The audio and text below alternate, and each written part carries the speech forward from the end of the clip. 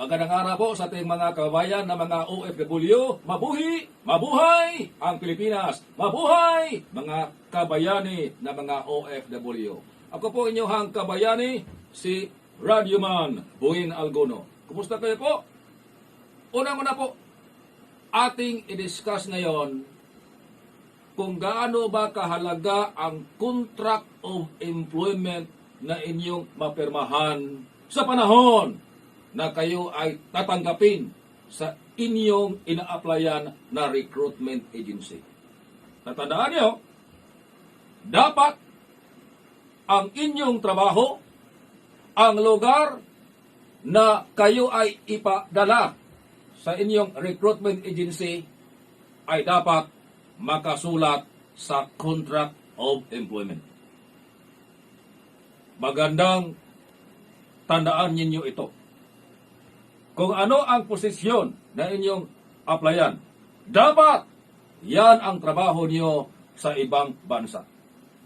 Halimbawa, nag-apply kayo as office worker.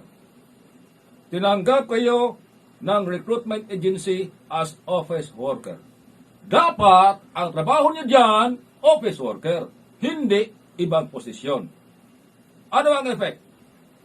Kung iba ang posisyon na inyong trabaho, iba ang nakasulat sa kontrata, like office worker, ngunit ang inyong trabaho, domestic helper. Bawal yan sa batas. That is illegal recruitment. Pwede natin sasampahan ang kaso ang inyong employer.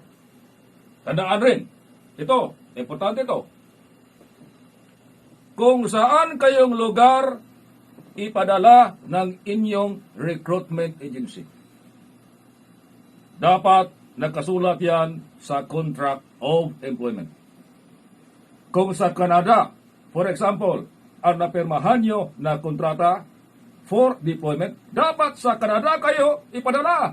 Dahil marami ng mga experience ng ating mga OFW na iba ang kanilang destination, iba ang nakasulat sa kontrata, ngunit iba ang pinadalahan na bansa. For example, sa Canada kayo, dapat ipadala sa inyong agency, ngunit doon kayo ipinadala sa Syria. Illegal recruitment yan.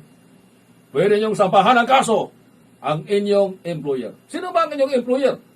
Ang inyong employer ang recruitment agency dahil ang recruitment agency ang nag-recruit sa inyo. Pwede rin sampahan kung sino man nag-refer sa inyo. Dahil a plain referral, ayon sa batas, recruitment yan. At kung hindi naaayon sa batas ang pag-recruit sa inyo, illegal recruitment.